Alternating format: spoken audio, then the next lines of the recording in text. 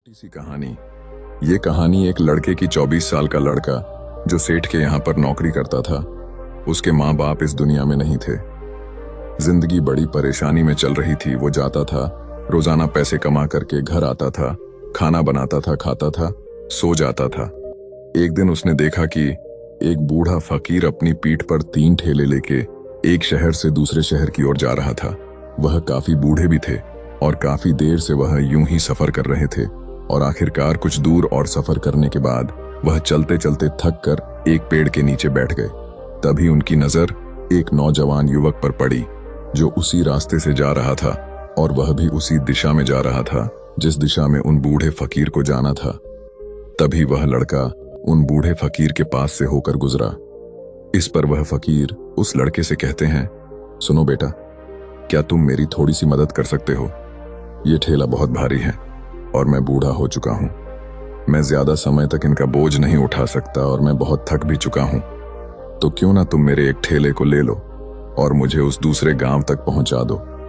इसके बदले में मैं तुम्हें 3 स्वर्ण मुद्राएं दूंगा। वह लड़का उन फकीर की सारी बातें सुनता है और उन फकीर से कहता है, कोई बात नहीं बाबा, मैं आपकी मदद करने के लिए तैयार हूं। कहिए आपको कहां जाना है? ऐसा कहकर उस लड़के ने उन फकीर का एक ठेला उठा लिया और अपने कंधे पर ले लिया। तभी उस जवान लड़के को यह एहसास हुआ कि यह ठेला तो सचमुच बहुत भारी है। वह लड़का और फकीर दोनों रास्ते में आगे की ओर बढ़ चले। कुछ दूर आगे चलने के बाद देखते ही देखते वह गांव खत्म होने लगा और अब एक सुनसान रास्ता आगे की ओर जा रहा था।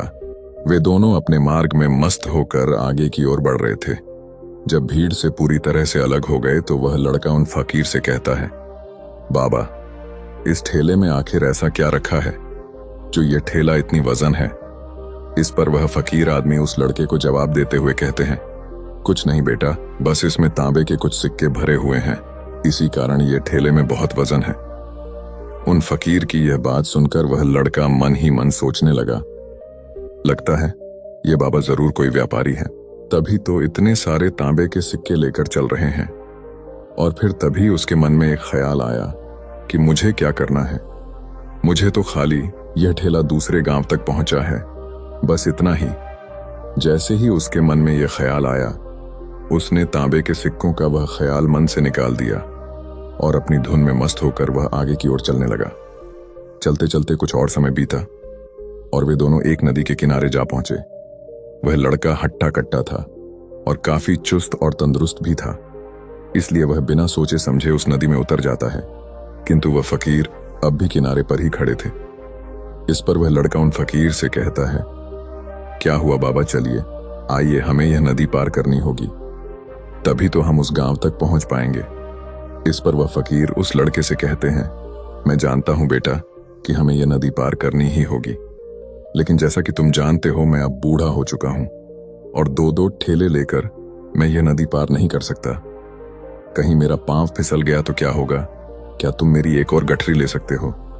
मैं तुम्हें इसके बदले भी 3 स्वर्ण मुद्राएं दूंगा। इस पर वह लड़का मुस्कुराते हुए उन फकीर से कहता है, बाबा, आप मुझे शर्मिंदा कर रहे हैं। यदि आप मुझे स्वर्ण मुद्राएं ना भी दें तो भी मैं आपका कार्य अवश्य करूंगा। मैं आपको उस दूसरे गांव तक जरूर पहुंचाऊंगा। इस पर वो फकीर मुस्कुराते हुए उस लड़के से कहते हैं, बेटा, तुम तो बड़े ही भले इंसान लगते हो। इतना कहकर उन्होंने वह दूसरी गठरी भी उस लड़के को थमा दी। उस लड़के ने जब वह दूसरी गठरी अपने कंधे पर रखी तो वह गठरी भी उसे बहुत ज्यादा भारी लगी, लेकिन उसने वहां पर कुछ नहीं कहा। जैसे तैसे उन दोनों ने नदी पार की। नदी पार करने के बाद बातों बातों में ही उस लड़के ने उन फकीर से कहा, बाबा, आखिर इस दूसरी गठरी में क्या है? ये गठरी भी बहुत वजन है। इस पर वह फकीर उस लड़के को जवाब देते हुए कहते हैं, बेटा, इसमें चांदी के सिक्के हैं, इसी कारण यह गठरी भी बहुत वजन है। उन फकीर की यह सारी बातें सुनकर अब उस लड़के का दिमाग तेजी से काम करने लगा था। वह यह सोच रहा था कि एक ठेले में तांबे के सिक्के हैं और दूसरी में चांदी के। ऐसा प्रतीत होता है मानो यह फकीर बाबा कहीं दूर से आ रहे हैं और उन्होंने अपनी सारी जमीन जायदाद बेचकर ये सारे सिक्के इकट्ठे किए हैं, तभी तो वह इतना धन लेकर चल रहे हैं। लेकिन वह लड़का उन फकीर से कुछ नहीं कहता और वे दोनों चुपचाप मार्ग में आगे की ओर बढ़ते चले जाते हैं। कुछ दूर आगे बढ़ने के बाद एक बार फिर एक सुनसान राह आती है। उस सुनसान रास्ते को देखते ही उस लड़के के मन में तरह तरह के विचार उत्पन्न होने लगे। वह यह सोचने लगा, अरे यह तो सुनसान जगह है। अगर मैं यह सिक्के लेकर यहां से भाग जाऊं तो यह फकीर मुझे कब तक दौड़ाएंगे। मुझे नहीं लगता कि मुझे कभी पकड़ पाएंगे और यहां पर कोई है भी नहीं जो इनकी मदद कर पाए। और वैसे भी ये बहुत सारे सिक्के हैं, मैं इनसे एक अच्छी दुकान खरीद सकता हूं, अपना नया व्यापार शुरू कर सकता हूं। और वैसे भी ये बूढ़ा फकीर अब इन पैसों का क्या करेगा, इससे अच्छा तो मैं ही इन्हें रख लेता हूं। वह लड़का यह सब बारे में सोच ही रहा था, तभी अचानक उसे खुद पर आश्चर्य हुआ। अरे मैं यह क्या सोच रहा हूं, यह फकीर बाबा न जाने कहां से आ रहे हैं और क्या खूच करके इन्होंने इतने सारे पैसे इकट्ठा किए होंगे। मुझे इनका फायदा नहीं उठाना चाहिए। नहीं नहीं, मुझे ऐसा नहीं करना चाहिए। उसने कुछ देर के लिए तो अपने मन के विचारों को काबू कर लिया, लेकिन कुछ देर बाद उसके मन के विचार उस पर देखते ही देखते हावी होने लगे। वह लड़का 2 ठेले लेकर उन फकीर के पीछे पीछे चल रहा था और कुछ दूर आगे चलने के बाद एक पहाड़ी आई। इस पर वह फकीर बाबा उस लड़के से कहते हैं, बेटा यह पहाड़ी मैं नहीं चढ़ पाऊंगा। मैं काफी बूढ़ा हो चुका हूं और मेरे घुटनों में भी दर्द रहता है। यदि तुम मेरी तीसरी गठरी भी ले लो तो मैं तुम्हें 3 और स्वर्ण मुद्राएं दूंगा, लेकिन याद रखना इसे कहीं गिराना मत, कहीं ये गठरियां खुल ना जाए। इस पर वह लड़का उन फकीर से कहता है, क्यों बाबा, आखिर इसमें ऐसा क्या है। इस पर वह फकीर उस लड़के से कहते हैं, बेटा इसमें स्वर्ण मुद्राएं हैं। यह सुनकर वह लड़का मन ही मन बहुत प्रसन्न हुआ। उसने चुपचाप वह गठरी भी उन फकीर से ले ली और देखते ही देखते वे दोनों मार्ग में आगे की ओर बढ़ने लगे। अब वह फकीर बिना कोई वजन लिए हुए आराम से पहाड़ की चढ़ाई पर चढ़ रहे थे, किंतु वह नौजवान लड़का जो पीछे था वह वजन के कारण बहुत धीरे धीरे चल पा रहा था। लेकिन जब से उसने सोने का नाम सुना था उसका मन तो छलांग मार रहा था। वह मन ही मन सोच रहा था, अगर मुझे यह सारा धन मिल जाए तो मेरा पूरा जीवन तो आराम से कट जाएगा। वैसे भी यह बाबा तो बूढ़े हो चुके हैं, भला इन्हें इतने पैसों की क्या जरूरत है। इनका जीवन तो वैसे भी कट चुका है। मैं एक काम करता हूं, यह सारे पैसे लेकर यहां से भाग जाता हूं। लड़के के मन में अनगिनत विचार उठ रहे थे। लड़के का मन अब उसकी बुद्धि पर पूरी तरह से हावी हो चुका था और उस लड़के का मन अपनी बात को सही साबित करने के लिए उससे कुछ भी कह रहा था। और तभी उस लड़के के मन में एक और विचार उत्पन्न हुआ और अब की बार वह लड़का यह सोच रहा था, लगता है यह फकीर बाबा कोई चोर है, वरना इनके पास इतनी सारे स्वर्ण मुद्राएं कहां से आएंगे।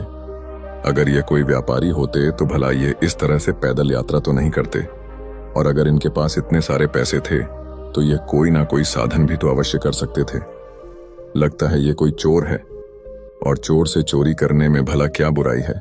ये सोचता हुआ वह लड़का अब उन फकीर से तेजी से आगे की ओर बढ़ रहा था और देखते देखते वह फकीर से आगे भी निकल चुका था।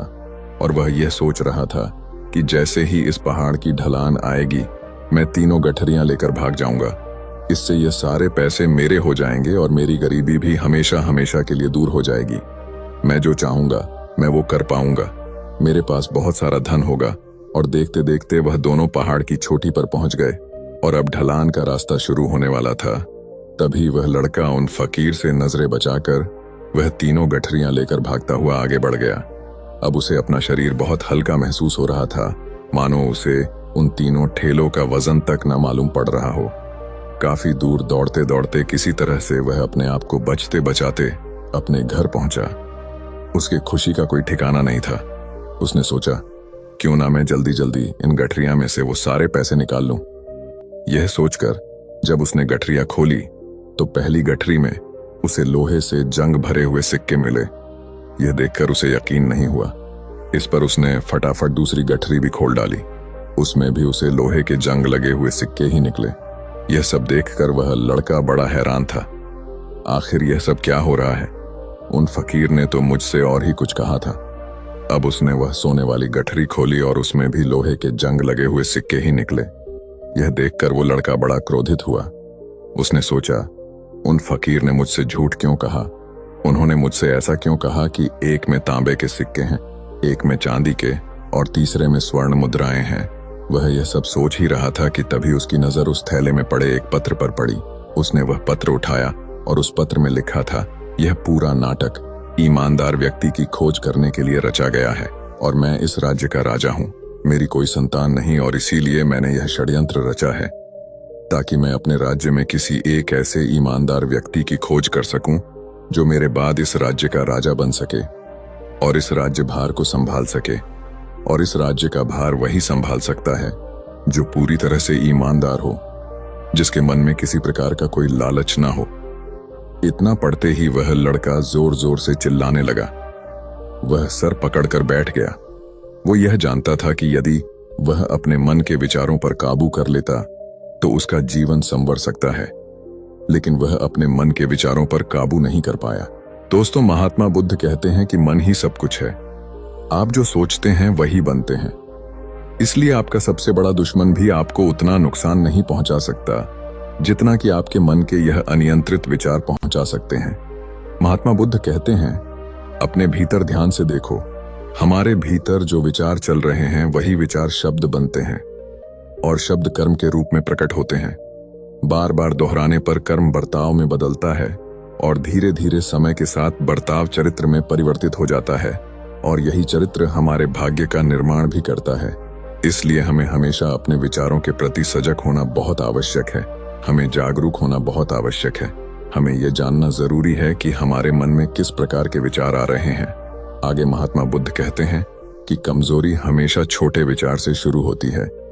यह एक बीज के रूप में होती है और यदि इस बीज को नष्ट न किया जाए तो यह छोटा सा विचार बहुत जल्द ही एक विशाल वृक्ष का रूप ले लेता है और हमारी बुद्धि की सोचने और समझने की क्षमता को पूरी तरह से नष्ट कर देता है। जिस प्रकार आपने इस कहानी में देखा किस प्रकार उस जवान लड़के का मन उस पर हावी हो चुका था और उसकी सही और गलत सोचने की क्षमता पूरी तरह से नष्ट हो चुकी थी, जिस कारण वह यह समझ नहीं पाया कि उसे क्या करना चाहिए और उसके लालच ने उसके भीतर इतनी ऊर्जा भर दी कि वह तीनों ठेले उठाकर इतनी तेजी से वहां से भागता आगे भी बढ़ गया। इसीलिए जब आपके मन में पहली बार कोई गलत विचार उत्पन्न हो तभी उसे जड़ से उखाड़ देना चाहिए, अन्यथा वह विशाल वृक्ष का रूप लेगा और आपको किसी न किसी गलत राह पर वह ढकेल ही देगा। आप चाहकर भी उसे रोक नहीं पाएंगे। लेकिन अब आपके मन में यह प्रश्न उठ रहा होगा कि हम भला अपने मन के विचारों को कैसे नियंत्रित करें। हमारा मन तो इतना चंचल है, वह इतना शक्तिशाली है कि वह हम पर हावी हो ही जाता है। हम चाहकर भी उस पर नियंत्रण नहीं कर पाते। इसका जवाब में महात्मा बुद्ध हमें दो बातें समझाते हैं। पहली बात, सही इरादा विकसित करो। कई बार आपने देखा होगा कि आपके मन में कुछ और होता है किंतु आप कहते कुछ और है, क्योंकि आपके मन के भीतर जो कुछ बसा है वही आपके मुख से बाहर भी निकल रहा है। लेकिन जब हमसे वह गलती हो जाती है तो उसके बाद हमारा मस्तिष्क अच्छी तरह से काम करना शुरू कर देता है। हमारे सोचने और समझने की क्षमता एक बार फिर से जागृत हो जाती है और ऐसी अवस्था में हमें यह एहसास होता है कि हमसे गलती हो गई है और फिर हमारा मन दुखी हो जाता है। हमारा मन अफसोस से भर जाता है और इस भारीपन और दुख से बचने के लिए महात्मा बुद्ध हमें सही इरादा विकसित करने के लिए कहते हैं। इसके लिए जब भी आप कोई कार्य करने जा रहे हो तो सबसे पहले आपको यह खुद से पूछना चाहिए कि जो कुछ भी मैं करने जा रहा हूं इसके पीछे मेरा इरादा क्या है। क्या मैं दूसरों को दुख पहुंचाना चाहता हूं या दूसरों को नीचा दिखाने जा रहा हूं या मुझे खुद को ऊपर उठाना है। खुद से सवाल कीजिए, खुद को जागृत कीजिए। जब आप इरादों के प्रति सचेत होने लगेंगे, जब आप विचारों के प्रति सजग होने लगेंगे, तभी आपके भीतर सकारात्मक ऊर्जा का प्रवाह होगा।